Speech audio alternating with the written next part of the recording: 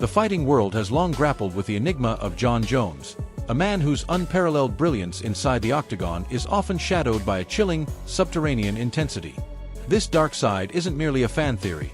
It is a documented reality that surfaces in the quiet, unguarded moments when the cameras are thought to be off. There is a haunting duality to his character. On one side, there is the smiling, charismatic face of the sport, the polished corporate ambassador who delivers articulate interviews and flashes moments of charm that endear him to casual fans. But on the other side, there is the cold-blooded competitor who engages in ruthless psychological warfare.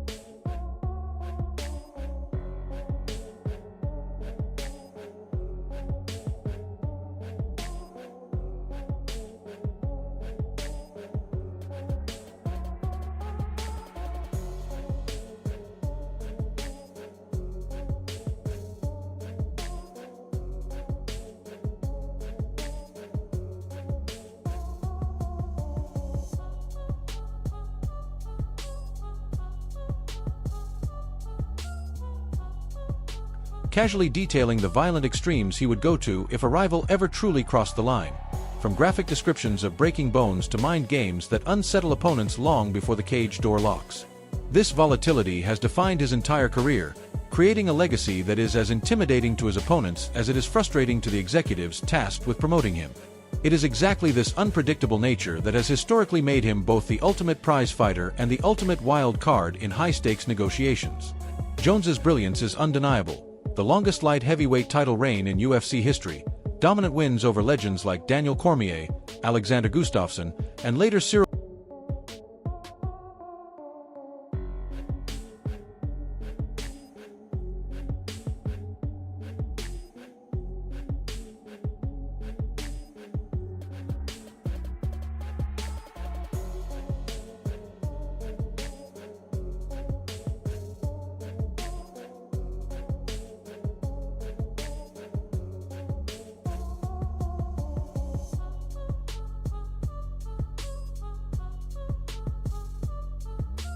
Gain and Stipe Miocic at heavyweight, plus innovative techniques that changed how the sport is fought. Yet the off-camera intensity, past legal issues, social media outbursts, and a reputation for calculated chaos creates constant tension. In 2026, as rumors swirled around a potential super fight at the White House, this duality played out publicly. Jones expressed eagerness to represent America on the historic stage, while insiders whispered about the challenges of managing his demands and temperament. The contrast fuels endless debate among analysts and fans. Some view the dark side as fuel for his greatness, the edge that makes him untouchable.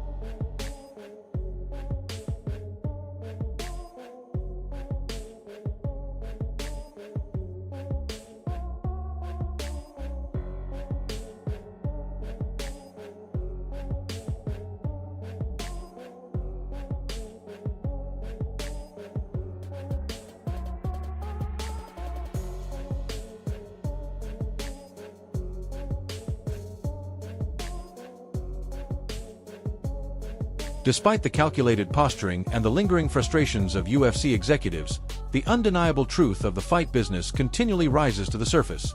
The promotion has no better option than Jon Jones. This creates a fascinating paradox.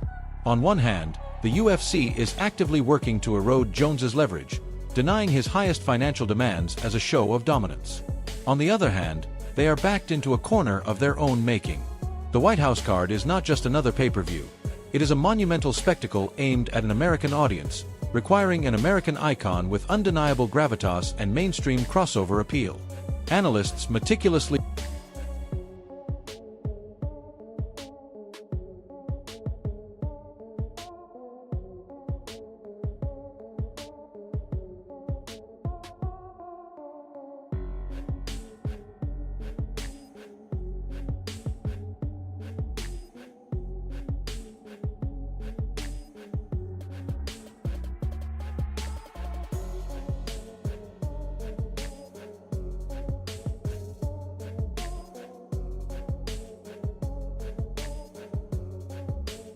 reviewing the landscape point out that alternative plans simply do not exist.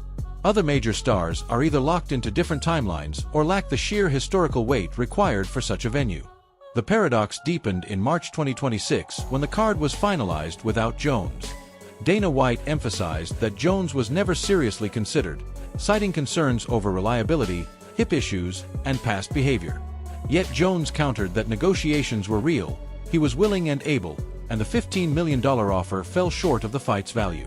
Pereira, meanwhile, moved up to heavyweight and was booked against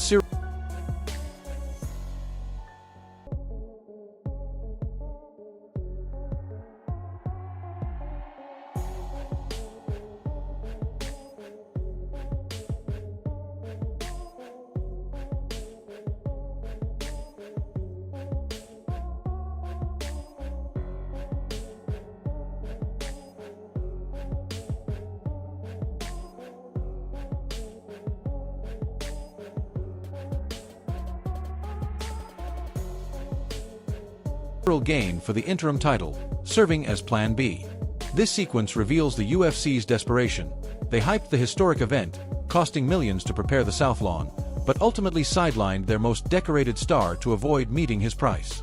Jones's desire to cement his legacy on such a stage gave the promotion hope he might accept less, but his refusal to be lowballed forced them to pivot. Insiders describe it as a break glass in case of emergency scenario. The UFC banks on Jones's competitive fire and ego to draw him back eventually, yet by publicly diminishing his role, they risk alienating the very talent that defines their heavyweight division.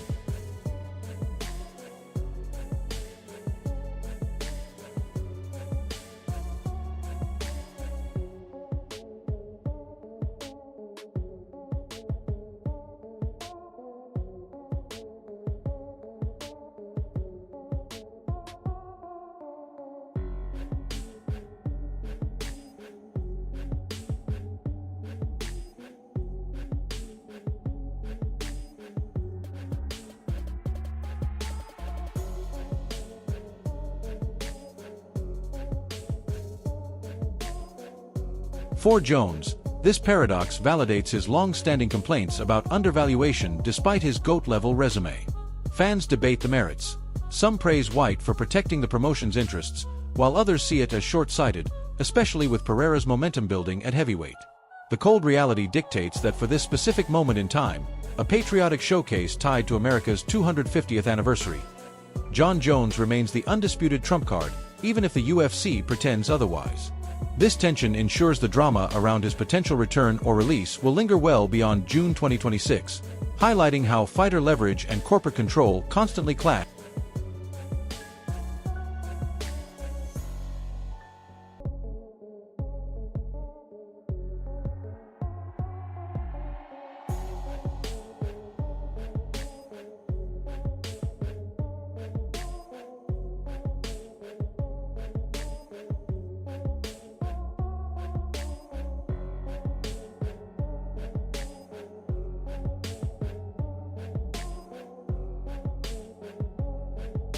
To fully capitalize on this unprecedented venue, the UFC needs a monumental hook, and the consensus points to a generational clash between Jon Jones and the red-hot Alex Pereira. But the mechanics of booking this fight reveal the intricate, often manipulative nature of modern fight promotion. Analysts highlight that the UFC is pushing for a title to be on the line, likely an interim belt, despite Jones already holding the undisputed crown. This is not merely a logistical solution to Tom Aspinall's injury timeline, it is a strategic maneuver. By inserting an interim title into the mix, the UFC creates a layer of perceived legitimacy while subtly diluting Jones's absolute claim as the undisputed king.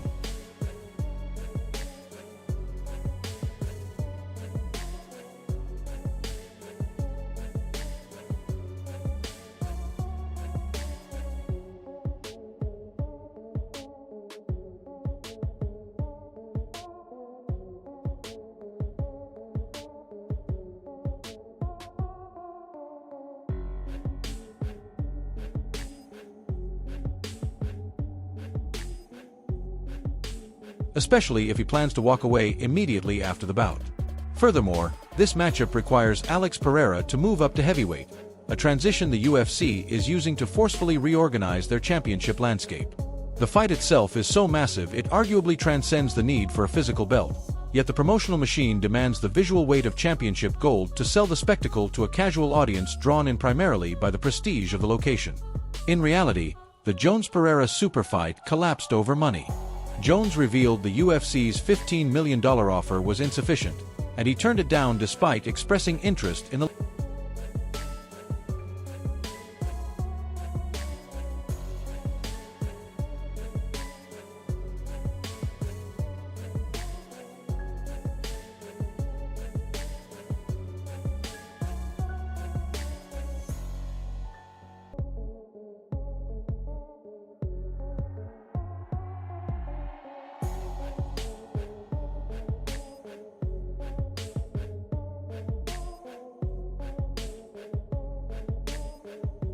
legacy matchup. Pereira vacated his light heavyweight title to pursue heavyweight opportunities and faced Gain instead, underscoring the promotion's flexibility with belts when convenient. Critics argue the interim title talk was always an illusion, a tool to create stakes and justify pay structures while maintaining control. For Jones, fighting for anything less than undisputed status feels like a slight to his achievements. The White House setting amplified the stakes. A patriotic main event with championship implications could have drawn massive viewership, but financial disagreements and Dana White's dismissal of Jones's involvement shifted the narrative. This interim play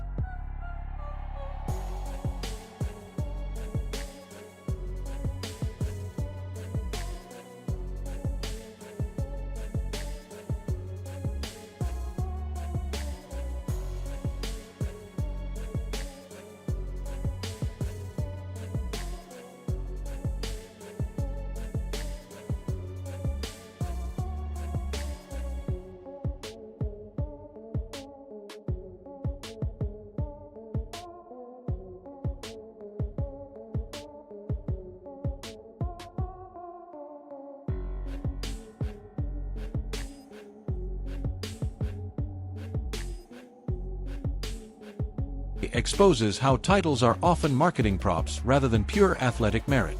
Pereira's rise, winning middleweight and light heavyweight gold with devastating knockouts, makes him a logical challenger, yet the UFC's rigid structures, forcing vacating belts upon moving divisions, prioritize scheduling over fighter autonomy.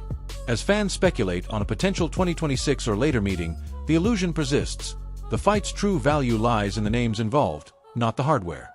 Jones's rejection of the lowball offer reinforces his stance that legacy fights deserve premium compensation, while the promotion continues reorganizing divisions around Pereira's momentum. The result is a heavyweight picture that feels temporary and manufactured.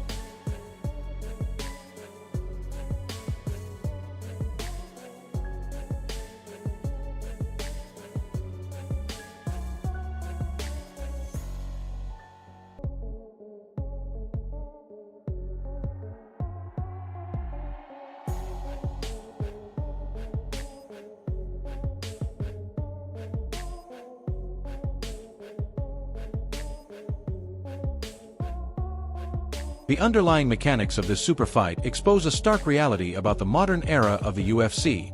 The era of the autonomous double champion is dead. In the past, transcendent stars were permitted to hold multiple belts simultaneously, traversing weight classes to chase history without penalty. Today, the systematic approach is entirely different. Analysts point out that Pereira vacating his light heavyweight title is not an act of sportsmanship, but a symptom of an iron-fisted corporate policy. The moment a champion looks toward a new division, the promotion strips their hardware. This is a direct attack on fighter autonomy, designed to keep divisions moving strictly on the UFC schedule and ensuring that no single athlete can monopolize the promotional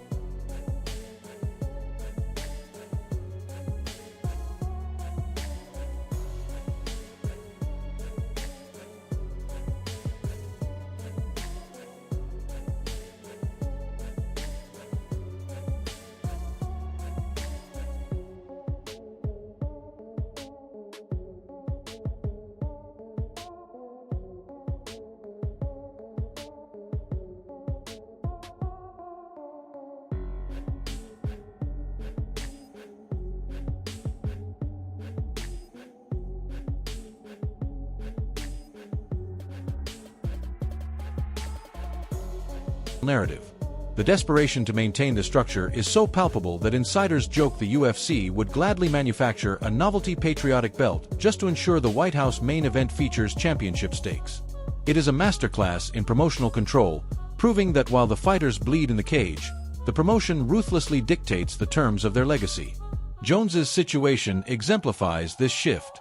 As a former two-division champion with undisputed heavyweight gold, he has long advocated for fighter leverage, but the UFC's handling of the White House card, lowball offers, public denials, and pivoting to interim bouts shows a preference for controlled narratives over star-driven autonomy.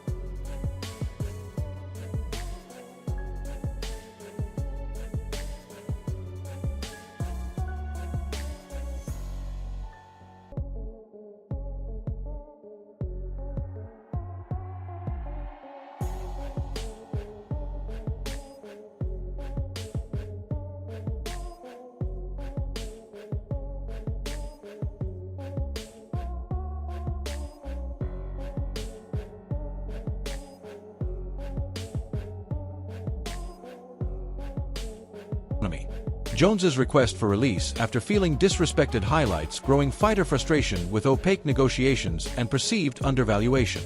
Pereira, despite his star power and willingness to chase history across divisions, must navigate the same system, vacating titles and accepting interim opportunities to stay active. This corporate control extends to matchmaking, pay structures, and legacy framing. The White House event, meant to celebrate American MMA on a grand stage, instead became a case study in power dynamics, with Dana White projecting indifference toward Jones while the promotion quietly engaged in talks. Fans and commentators note the irony. A sport built on individual warrior spirit is increasingly governed by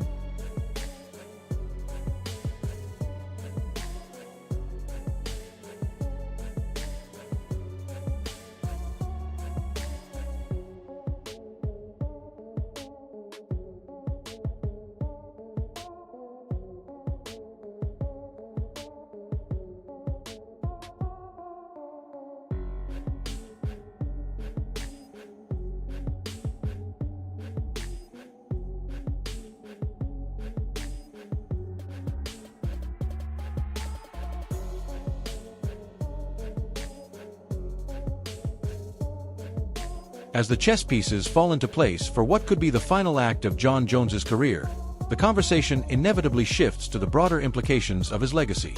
If Alex Pereira, a fighter riding an unprecedented wave of momentum, manages to topple the king, what does it truly mean for the history of the sport? Deep analytical dives into the GOAT conversation suggest a nuanced reality. A victory over Jones in the absolute twilight of his career, while still a colossal achievement, does not instantly erase the decades of dominance Jones has woven into the fabric of mixed martial arts. Head-to-head victories at the end of a legendary run are rarely viewed as the sole metric for historical greatness. However, the stakes remain impossibly high. Should Pereira secure